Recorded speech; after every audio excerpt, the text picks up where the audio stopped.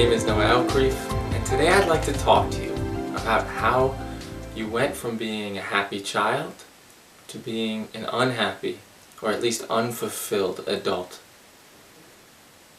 So as young children, most of us are happy the majority of the time. But by the time we get to be adults, clearly that's not the case. Most of us are suffering, or at least unfulfilled, almost all the time. So why did this happen? How did we start out so happy and then end up this way? Well, it's actually quite simple.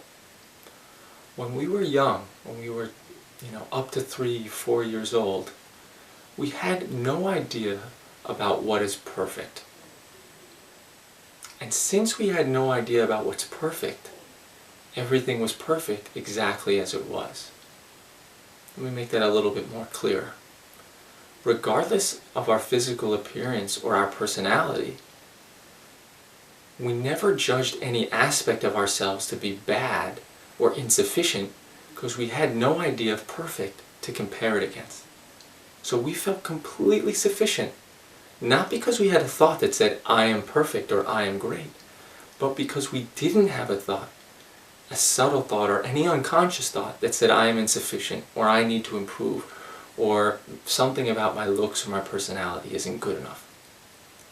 And the same is true with our situations, others, events, and everything. When we were young children, we had no idea about what the perfect actions or words were. So regardless of what other people did, we didn't judge them to be bad. We didn't judge them to be insufficient or not worthy of our company. We didn't judge situations to be bad.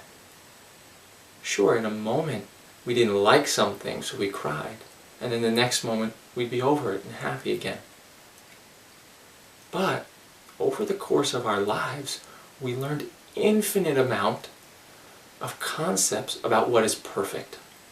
So our concept of perfect can also be called the way we think things should be, our ideas of the right way, beautiful, or maybe appropriate, or maybe cool, right? So once we have all these definitions for how to act, how to speak, the right thing to say, the right way to live, the job you should have, the person you should be with, the perfect looks, the perfect personality. Once we have all these ideas, we go around unconsciously comparing every aspect of our life to these ideas.